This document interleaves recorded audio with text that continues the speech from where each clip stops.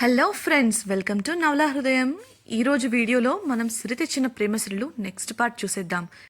నిశ్చితార్థానికి వెళ్ళడానికి రెడీ అయ్యి ఆఫీస్కి వచ్చిన దివ్య చూపులు నేలపై ఉండటంతో తాను కూడా కిందికి చూసిన అనురాగ్కు నోట మాట రాలేదు. మైమరచిపోయి ఆమెను చూస్తూ నిలబడిపోయాడు. నీలాకాశాన్ని లాక్కొచ్చి చీరలా కట్టి రాత్రిపూట మెరిసే నక్షత్రాలని ఒక్కొక్కటిగా ఏరి ఆ చీరకు అతికించినట్లుగా ఆ చీరలో ధృవతారలా మెరిసిపోతుంది దివ్య. క్షణం కూడా చూపు తిప్పుకోలేని అందం తనది. అలాంటిది ఊరికే ఉంటాయా అతడి చేతులు? అమాంతం ఆమెను చుట్టేశాయి. అసలే అతడి బేస్ వాయిస్ విన్న దివ్య షాక్లో ఉంటే అతడు చేసిన పనికి బిత్తరపోయి చూసింది. అతడి పట్టు విడిపించుకోవాలని ప్రయత్నిస్తుంటే ఆమె కళ్ళల్లోకి అల్లరిగా ప్రేమగా చూస్తూ, ఇలానే నేరుగా ఇంటికి వెళ్ళిపోదామా అడిగాడు అనురాగ్. అతడు ఏమంటున్నాడో ఆమెకు మొదట అర్థం కాకపోయినా అతడి కళ్ళల్లోని భావాలు చూశాక మాట కరువై సిగ్గుతో తలదించేసింది. ఆమెకు ఇంకా దగ్గరగా వెళ్ళిన అనురాగ్ ఇంకేదో చెబుతున్నంతలో ఎవరో తలుపు కొట్టడంతో ఆమెకు దూరం జరిగి కమిన్ అని పిలిచాడు అనురాగ్. అతడి పిఏ బిక్కుబిక్కుమంటూ లోపలికి వచ్చి, కార్ సిద్ధంగా ఉంది సార్ అని చెప్పగా, పద వెళ్దాం దివ్య అంటూ ఆమె చెయ్యి పట్టుకొని బయటకు నడిచాడు అనురాగ్. అనురాగ్ క్యాబిన్ నుండి బయటకు వస్తున్న దివ్యకు అప్పటిదాకా మాట్లాడుకుంటూ స్వేచ్ఛగా తిరిగిన స్టాఫ్ అంతా అనురాగ్ను చూసిన వెంటనే ఎవరి పనుల్లో వారు పడటం గమనించి ఆశ్చర్యపోయింది. అప్పుడు కానీ ఆమెకు పద్మ చెప్పిన మాటలు గుర్తుకు రాలేదు. తమ తొలిరేయి రోజు తనను ముస్తాబు చేస్తూ, అనురాగ్ సర్లో కొత్త యాంగిల్ని చూశాను, ఏమై చేశావు అంటూ పద్మ తనను అడగడం గుర్తొచ్చింది. అంటే ఆఫీస్లో ఆయన యాంగ్రీ మ్యానా? మరి ఇంట్లో ఎందుకు అలా ఉండరు అని ఆలోచిస్తూనే కార్ ఎక్కి కూర్చుంది. అనురాగ్ డ్రైవ్ చేస్తుంటే అతడిని ఆశ్చర్యంగా చూస్తూ కూర్చుంది దివ్య. అది గమనించి, ఏంటలా చూస్తున్నావు అడిగిన అనురాగ్కు, ఏం లేదు, ఆఫీస్లో ఎందుకు అందరూ మిమ్మల్ని చూసి భయపడుతున్నారు? మీరు అంత కోపిష్టి మనిషి కూడా కాదు కదా అని అడగగా, అందరితోనూ ఒకలా ఉండలేం కదా దివ్య అని అన్నాడు అనురాగ్. నాకు అర్థం కాలేదు అని దివ్య అంటే, అర్థమయ్యేలా తర్వాత చెప్తాలే కానీ ఇవాళ నువ్వు చాలా అందంగా కనబడుతున్నావు రొమాంటిక్గా చూస్తూ చెప్పాడు. సిగ్గుపడుతూ థ్యాంక్స్ చెప్పిన దివ్య కిటికీ నుండి బయటకు చూస్తూ కూర్చోగా అరగంటలో వారు ఫంక్షన్ హాల్ను చేరుకున్నారు. వెళ్లగానే మోహిత్ని కలిసి డ్రెస్ చేంజ్ కోసం అతడి నుండి ఒక గది తాళాలు తీసుకొని అక్కడికి చేరుకున్నారు. దివ్య గదిలో కూర్చొని ఎదురు చూస్తుంటే వెళ్లి ఫ్రెష్ అయి బట్టలు మార్చుకుని వచ్చాడు అనురాగ్. అద్దం ముందు నిలబడి సిద్ధమవుతూ ఉన్న అతడు దివ్య తనను పట్టించుకోకుండా ఫోన్లో తలపెట్టి ఉండటం చూసి ఉడుక్కున్నాడు. అసలే ఇవాళ ఆమె అందం చూపులు తిప్పుకోలేనంతలా ఉంది.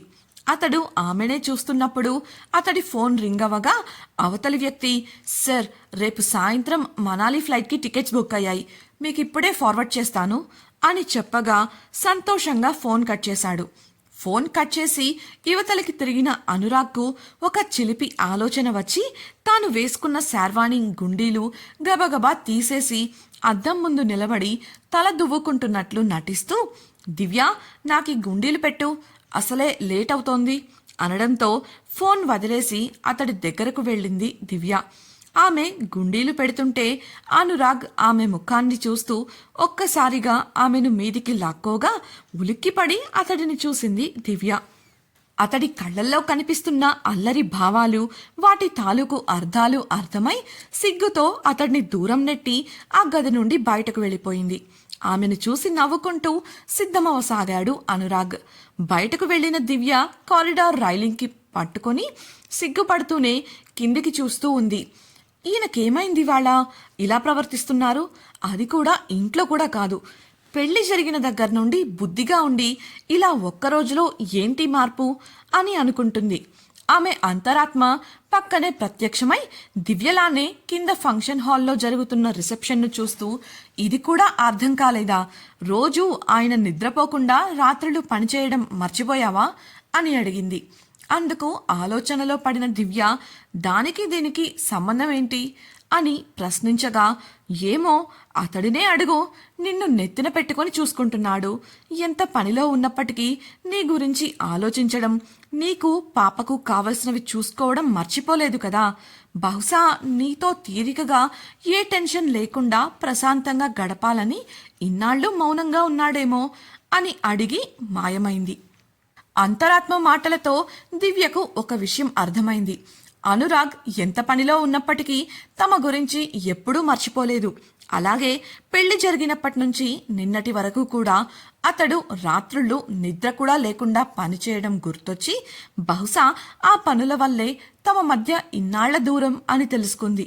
నిన్న ప్రాజెక్టు పూర్తయిందని అతడు చెప్పడం గుర్తొచ్చి అతడి ఈ రొమాంటిక్ ప్రవర్తనకు కారణం అదే అని అర్థమై సిగ్గుల మొగ్గయింది.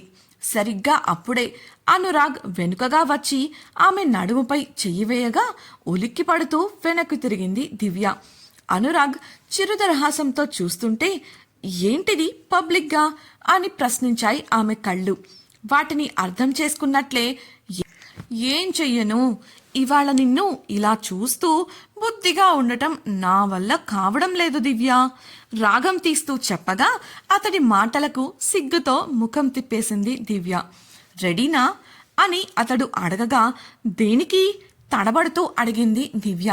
కిందికి వెళ్ళాలి కదా, మనం వచ్చింది అందుకే కదా అని అనురాగ్ అనడంతో, హో దాని గురించా, వెళ్దాం పదండి అంది దివ్య. ఆమెతో కలిసి ముందుకు నడుస్తూ, దాని గురించా అంటున్నావు, నువ్వు దేని గురించి అనుకున్నావు అన్నీ తెలిసినప్పటికీ కావాలనే అడిగాడు అనురాగ్. ఏమీ లేదే, అర్థం కాక అడిగాను చెప్పింది దివ్య. ఆమెను చూసి ముసిముసిగా నవ్వుకుంటూ ఆమెతో కలిసి క్రిందికి వెళ్ళాడు అనురాగ్. నిశ్చితార్థం అవ్వడమే ఆలస్యం. అనురాగ్ హడావిడిగా మోహిత్ వాళ్ల జంటతో కలిసి ఫోటో దిగి బహుమతి ఇచ్చేసి దివ్యను తీసుకుని భోజనాలకు వెళ్ళిపోయాడు. అదేమని దివ్య అడిగితే, ఇంట్లో సిరిని వదిలేసి వచ్చాం కదా, త్వరగా వెళ్ళడం మంచిది అని చెప్పాడు. అతడు చెప్పింది కూడా నిజమే కావడంతో త్వరగా తినేసి ఇంటికి వెళ్ళడానికి సిద్ధమైంది దివ్య. ఇద్దరూ కారులో బయలుదేరగా మధ్యలో 1-2 చోట్ల ఆపి పూలు స్వీటు తీసుకున్నాడు అనురాగ్. ఆ తరువాత దివ్య మరో ప్రశ్న వెయ్యలేదు. అతడి అంతరంగం ఆమెకు అర్థమై మౌనంగా కిటికీ నుండి బయటకు చూస్తూ కూర్చుంది. కార్ ఇంటి కాంపౌండ్లోకి చేరేసరికి అంతా నిశ్శబ్దం. అప్పటికే చాలా ఆలస్యం కావడంతో ఇంట్లో అందరూ నిద్రపోతున్నట్లు అర్థమైంది. దివ్య కారు దిగి గబగబా ఇంట్లోకి అడుగులు వేస్తుంటే ఆమెను అనుసరించి చెయ్యి పట్టుకుని ఆపేశాడు అనురాగ్. దివ్య ఏంటన్నట్లు చూడగా, ఎక్కడికి అని ప్రశ్నించాడు అనురాగ్. పాప అత్తయ్య దగ్గర ఉంది కదా, తనను ఇబ్బంది పెడుతుందేమోనని తీసుకువద్దామని అన్న దివ్య ముక్కు పిండుతూ, ఇబ్బంది పెట్టేదైతే ఇల్లు ఇంత నిశ్శబ్దంగా ఉండదులే కానీ నాతో రా అని చెప్పి ఆమెను గదికి తీసుకువెళ్లాడు. విడియంగానే అతడిని అనుసరించిన దివ్య గదిలోకి అడుగు పెట్టడం ఆలస్యం. గబగబా బాత్రూం వైపు అడుగులు వేస్తుంటే ఆమెను అమాంతం వెనుకగా హత్తుకున్నాడు అనురాగ్. దివ్య బిగుసుకుపోయి నిలబడగా, ఎక్కడికి అని అడిగాడు. చీర మార్చుకోవాలి అనురాగ్ గారు, బాత్రూంకి వెళ్తున్నా అంటుండగానే ఆమెను గది తలుపుకు అదిమిపెట్టి సూటిగా ఆమె కళ్లల్లోకి చూస్తూ తలుపు గడియపెట్టాడు అనురాగ్. అతడి కళ్లల్లోని భావాలకు సిగ్గుతో కనురెప్పలు వాల్చేసి, ప్లీజ్ డ్రెస్ మార్చుకోవాలి, వదలండి అతి కష్టంగా చెప్పింది దివ్య. కాసేపట్లో తీసేసేదానికి మార్చుకోవడం ఎందుకు? ఆమె నడుమును మునివేళ్లతో నిమురుతూ చెవిలో హస్కీగా చెప్పి ఆమె కళ్ళల్లోకి చూశాడు అనురాగ్. అతడి మాటలు చేతలు ఆమెలో అలజడిని కలిగిస్తుంటే ఆ అలజడికి ఆమె గులాబీ పెదవులు వణుకుతున్నాయి. ఆమె కనురెప్పలు పూర్తిగా వాలిపోయాయి. అతడిని దూరంగా నెట్టాలని అతడి ఛాతిని చేరిన ఆమె చేతులు అతడి డ్రెస్సును బిగించి పట్టుకోగా ఆమెను మురిపెంగా చూస్తూ తాను తీసుకువచ్చిన మల్లెపూలను ఆమె ముందు పెట్టాడు అనురాగ్. వాటి సువాసనకు భారంగా కళ్ళు తెరిచిన దివ్య అనురాగ్ చూపులకు సిగ్గుపడుతూ వెనక్కు తిరిగి నిలబడింది. ఆమె మనసులో ఉన్న భావం అర్థమై కొన్ని మూరల మల్లెలను ఆమె తలలో తురివాడు అనురాగ్. దివ్య సిగ్గుతో తలదించుకొని నిలబడగా మిగతా పూలను మంచంపై క్షణంలో చల్లి ఆమెను చేరాడు. ఆమెను ఎత్తుకొని మంచం దగ్గరకు నడుస్తుంటే సిగ్గుతో అతడి మెడ చుట్టూ చేతులు అల్లి అతడి మెడవంపుల్లో తలదాచుకుంది దివ్య. ఆమె సమ్మతి అతడిలో మరింత ఉత్సాహాన్ని పెంపొందించగా ఆమెను వదిలి ఆమెపై వాలిపోయాడు అనురాగ్. మృదువుగా ఆమె నుదుటిని ముద్దాడి, ఐ లవ్ యూ దివ్య, నా జీవితంలోకి వచ్చినందుకు చాలా చాలా సంతోషంగా ఉంది నాకు. కొండంత సంతోషాన్ని కళ్ళల్లో నింపుకొని చెప్పగా అతడి కౌగిలిలో ఒదిగిపోయింది దివ్య. తమ మధ్య ఉన్న హద్దులను చెరుపుకుంటూ తొంగొత్త అనుభూతులను పొందుతూ ఒకరిపై ఒకరికి ఉన్న ప్రేమను పంచుకున్నారు వారు. ప్రేమాభిమానాలతో సరస సల్లాపాల్లో తేలియాడి తమ తొలి వలపును జీవితాంతం గుర్తుండిపోయే మధురానుభూతిగా మలచుకున్నారు. అలసిన దేహంతో ఆమె పక్కన వాలి ఆమెను ఎదకు హత్తుకుంటూ అతడు అందించిన బహుమతిని అందుకున్న దివ్య షాక్ అయింది. ఇంతకీ ఆ బహుమతి ఏంటి తెలుసుకోవాలనుకుంటున్నారా? అయితే ఛానల్ సబ్స్క్రైబ్ చేసి సిరి తెచ్చిన ప్రేమసిరులు నెక్స్ట్ పార్ట్ వినేయండి. అలాగే మీకు ఈ వీడియో నచ్చినట్లయితే లైక్ చేసి మీ సన్నిహితులకు షేర్ చేయండి. మీ అభిప్రాయాలను మాతో పంచుకోవడం కోసం కామెంట్ సెక్షన్లో తెలియజేయగలరు. ఇట్లు మీ నవలా హృదయం team. Thank you for listening.